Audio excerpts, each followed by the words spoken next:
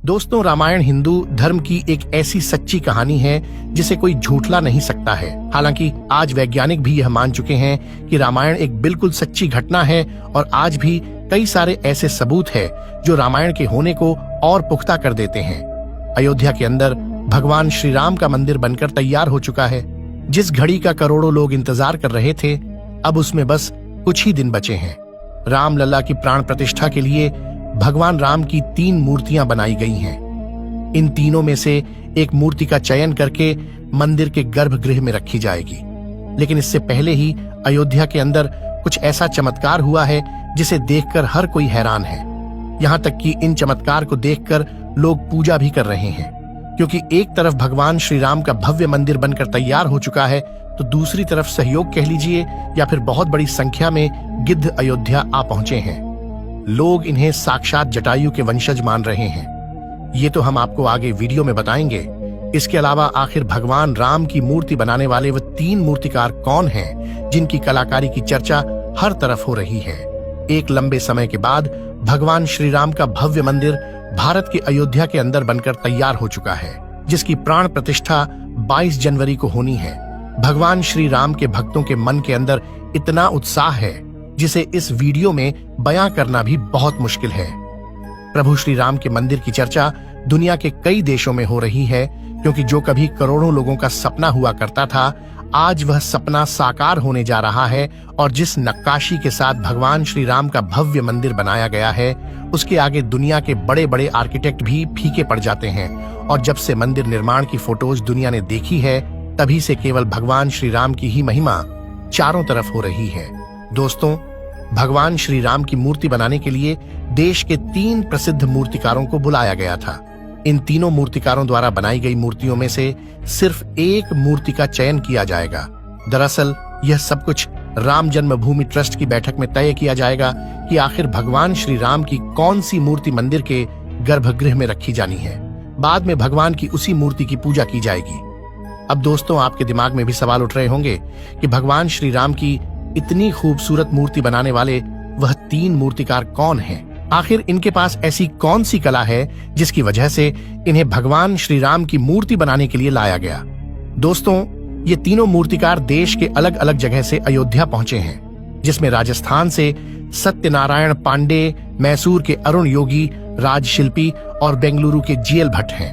बताया जा रहा है कि सत्यनारायण पांडे ने भगवान राम की श्वेत रंग की प्रतिमा बनाई है।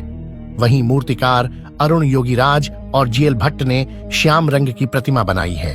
अब दोस्तों, आगे वीडियो में उन 3 मूर्तिकार के बारे में बताऊं, उससे पहले आप उस चमत्कार के बारे में भी जान लीजिए जो लगातार चर्चा का विषय बना हुआ है।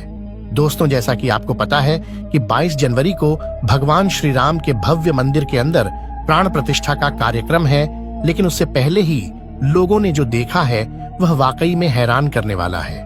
कुछ लोग इसे अंधविश्वास जरूर कह सकते हैं, लेकिन अगर ऐसा होता तो यह पहले क्यों नहीं हुआ?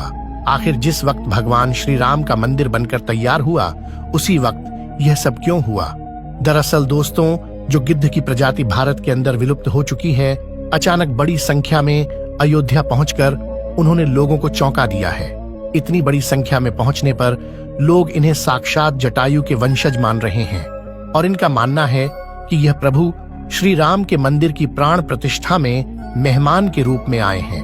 और वाकई में दोस्तों, भगवान श्री राम की महिमा अपरंपार है। और जैसा कि यह खबर आप कहीं बड़ी मीडिया एजेंसियों की वेबसाइट पर भी देख सकते हैं। और यह भी आपको जानकर हैरानी होगी कि जटायु गिद्ध प्रजाति से ताल्लुक रखते थे, जो भगवान श्री राम के परम भक्त हुआ करते थे। जब इन्होंने देखा माता सीता को रावण हरण करके ले जा रहा है, इस समय उन्होंने यह नहीं देखा कि रावण कितना शक्तिशाली है। फिर भी उन्होंने रावण से टक्कर ले ली थी और माता सीता को बचाने के लिए इन्होंने रावण से युद्ध लड़ दिया।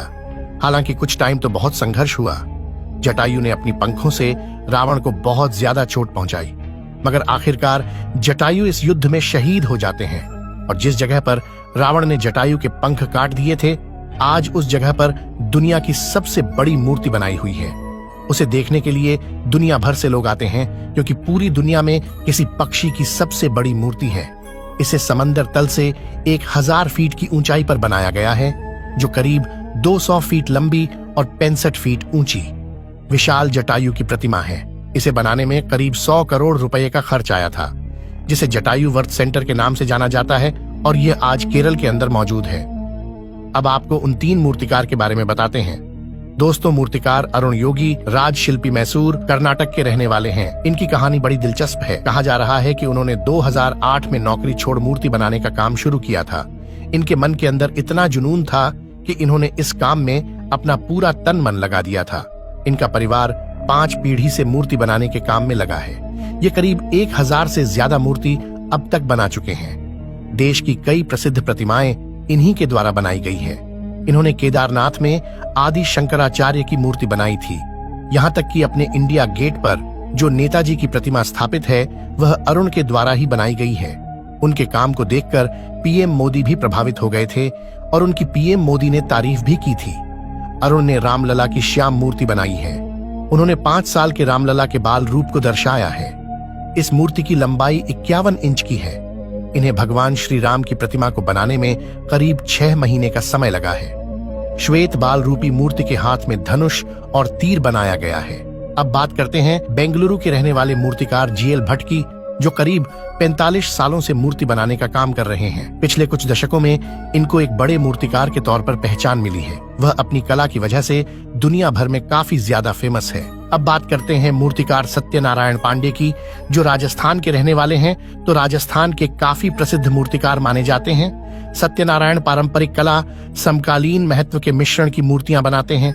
ये कटिंग, पॉलिशिंग और फेसिंग के लिए जाने जाते हैं। सत्यनारायण मकराना की शिला से मूर्ति बनाते रहे हैं। इनका कहना है कि उन्होंने भगवान श्री राम की मूर्ति बनाने के लिए सबसे अच्छे 100 में से एक पत्थर को चुनकर प्रतिमा का निर्माण किया है। इनके द्वारा बनाई गई मूर्ति में भगवान के मुख पर हास्य झलकता है। ये विशिष्ट संगमरमर से तैयार की गई है। दावा है कि ये कभी भी खराब नहीं होगी। पिछले कुछ दशकों में इनको एक बड़े मूर्तिकार के तौर पर पहचान मिली है। अब दोस्तों, आप कितने उत्साहित हैं 22 जनवरी को लेकर? अपनी राय कमेंट के माध्यम से जरूर